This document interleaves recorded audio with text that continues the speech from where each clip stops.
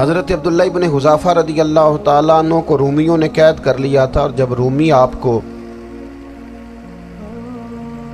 قید کر رہے تھے، پکڑ رہے تھے، جنگ میں کچھ موڑ ایسا آ گیا کہ بظاہر مسلمانوں کے قدم پیچھے ہٹ رہے تھے، تو 1000 آدمی نے 100 آدمی نے مل کے آپ کے گرد گھیرا ڈالا اور بڑی مشکل سے آپ کو گرفتار کیا۔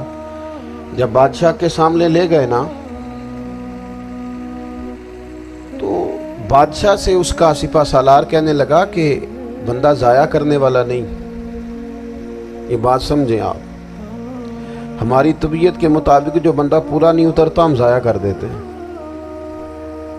حالانکہ اگر آپ کو مخالف صف میں بندہ کام کا نظر آئے تو آپ غور فرمائیں کہ یہ ہمارے قافلہ محبت میں کیسے شامل ہو سکتا ہے، اس کے لیے جد و جہد کریں تاکہ اس سے کام لیا جا سکے۔ اس نے کہا، روم کے بادشاہ نے، بندہ ضائع کرنے والا نہیں۔ وزیر نے کہا بادشاہ سے، اس نے کہا کیا کریں؟ کچھ ایسا کریں کہ یہ معاذ اللہ ہمارے دین میں آ جائے۔ اور قرآن مجید نے واضح کہہ دیا ہے کہ یہودی اور عیسائی تم سے راضی نہیں ہو سکتے حتی تتبع ملتہم، جب تک کہ تم ان کے دین کی پیروی نہ کرو، ان کو کسی طریقے سے معاذ اللہ عیسائی بنایا جائے۔ تو بادشاہ کہنے لگا 2-3 چیزیں ہیں جس سے کوئی بندہ بھی خریدا جا سکتا ہے، کر لیتے ہیں بات۔ اس نے سب سے پہلے حضرت عبداللہ ابن حذافہ سے کہا کہ جتنے پیسے آپ کہیں گے آپ کو ملیں گے، آپ اس دین میں آ جائیں معاذ اللہ۔ تو حضرت عبداللہ ابن حذافہ نا، کچھ لوگ بڑے سیانے ہوتے ہیں، بردبار ہوتے ہیں، بعض باتوں پر غصہ نہیں کرتے، ہنستے ہیں۔ حضرت عبداللہ ابن حذافہ ہنس پڑے، فرمانے لگے تجھے کس نے بادشاہ بنایا؟ تو بڑا بیوقوف آدمی ہے۔ اس نے کہا کیا مطلب؟ فرمانے لگے نادان، میں تو تلوار لے کے میدان میں آیا ہوں، مجھے دولت کمانی ہوتی میں تجارت کرتا، میں تجارت نہیں کر رہا، میں تو شہادت کے لیے نکلا ہوا ہوں، اور تو مجھے کہہ رہا ہے پیسے لے لے، کو عقل کی بات کر۔ اس نے دوسری بات کی، اس نے کہا کہ میں بادشاہ ہوں، میرے نیچے جتنے بھی عہدے ہیں، وزیر، مشیر، وزیر خزانہ، جو آپ عہدہ کہیں گے آپ کو دے دیا جائے گا، آپ اس طرف آ جائیں۔ تو حضرت عبداللہ ابن حذافہ کہنے لگے پھر کہتا ہوں تو بڑا نادان ہے۔ فرمانے لگے میں حضور کا صحابی ہوں، اور صحابی ہونے سے بڑا عہدہ دنیا میں ہے ہی کوئی نہیں۔ صحابہ وہ صحابہ جن کی ہر صبح عید ہوتی تھی، خدا کا قرب حاصل تھا، نبی کی دید ہوتی تھی۔ کہا تو مجھے لالچ دے رہا ہے۔ اب انہوں نے ایک نئی چال چلی۔ وزیر کہنے لگا کہ میں ایک اور طرح سے معاذ اللہ کوشش کرتا ہوں پگھلا دینے کی۔ آپ اندر کمرے میں قید تھے تو وہاں ایک خاتون کو بنا سوار کر بھیج دیا گیا۔ دوستو یاد رکھنا، تگڑا اور مضبوط جوان پتہ کون ہوتا ہے؟ جس کی نظریں پوری طرح اس کے کنٹرول میں ہوں۔ یہ علامت جوانی ہے۔ جس آدمی کا پوری طرح، 2 لوگ دنیا میں کبھی کوئی کارنامہ سر انجام نہیں دے سکتے، ایک جو حرام کھاتا ہو، ایک جس کی نظر ناپاک ہو۔ محمد بن قاسم جب یہاں آئے تھے نا، تو ایک دن بڑے پریشان تھے، تو ایک بزرگ کہنے لگے آپ کیوں پریشان ہیں؟ کہنے لگے راجہ دہر سے مقابلہ ہے، اور ہماری فوج تو سندھ کے رستے بھی نہیں جانتی، زبان بھی نہیں جانتی، لڑیں گے کیسے؟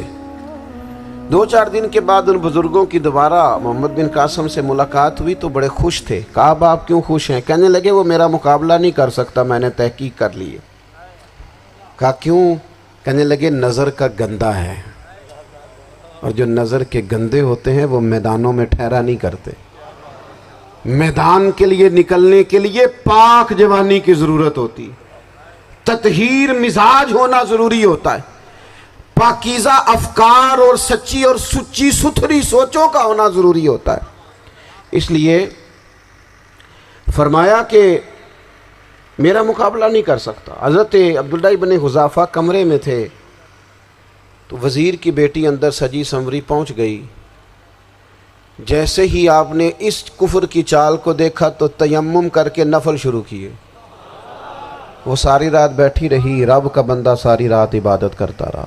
عبادت بڑا سہارا ہے، مصلی بڑا سہارا ہے اللہ کے بندوں۔ صبح دروازہ کھولا، وزیر نے اپنی بچی سے پوچھنا چاہتا تھا رزلٹ کیا نکلا، تو وہ کہنے لگی پیچھے ہٹ جا، اب تیرا میرا تعلق کوئی نہیں، میں نے نبی پاک کا کلمہ پڑھ لیا۔ اس نے کہا میں نے بھی زمانہ دیکھا ہے، پر یہ کیا لوگ ہیں، کستوری کے بنے ہوئے، سندل سے دھلے ہوئے، کہ میں ساری رات کمرے میں رہی اور 100 اور 1000 آدمی جس جوان کا مقابلہ نہ کر سکے، اتنا طاقتور جوان کمرے میں رہا اور اس نے نظر اٹھا کے نہ دیکھا، او کچا رنگ للاری والا جڑا چڑھدا تے لیندا رہندا ہے، اے عشق تیرے دا رنگ محمد چڑھیا پھر نہیں لیندا۔ میں کہا ایک دفعہ نظر اٹھا کے نہیں دیکھا، کمال ہو گئی، اتنے بڑے لوگ، اتنی بڑی سعادت مندی، فیروز بختی، معاملہ فہمی حد ہو گئی۔ اللہ اکبر۔ دوستو، بادشاہ جب پوری طرح ہار گیا نا، اس نے کہا مار دو۔ تیل گرم کیا ایک کڑاہی میں، اور جب آپ کو اس میں ڈالنے لگے تو آپ کی آنکھوں میں آنسو آ گئے۔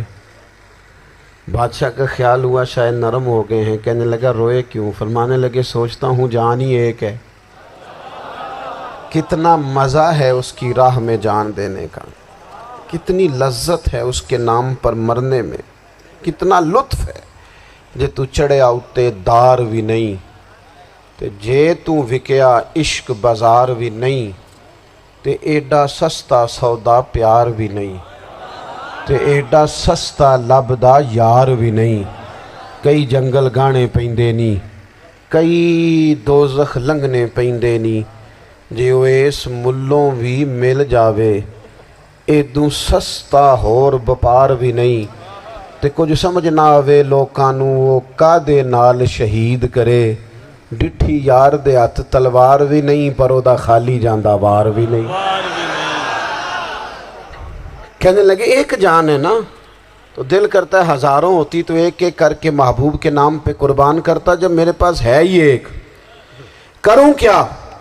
حضرت عبداللہ ابن حذافہ رضی اللہ تعالیٰ عنہ جب روئے اور بادشاہ نے یہ بات سنی تو بادشاہ اٹھ کے کھڑا ہو گیا، سارے وزیروں مشیروں کو کہنے لگا تم نے کہا تھا نا بندہ ضائع کرنے والا نہیں، یہ بھی ضائع کرنے والا نہیں۔ کہنے لگا میرا ماتھا چومو، تم جیسے لوگوں کو قتل نہیں کرنا چاہیے، آزاد کرنا چاہیے۔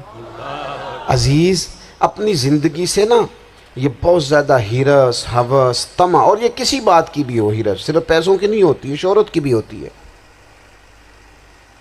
یہ بیماری انسان کو اقتدار کی بھی ہوتی ہے۔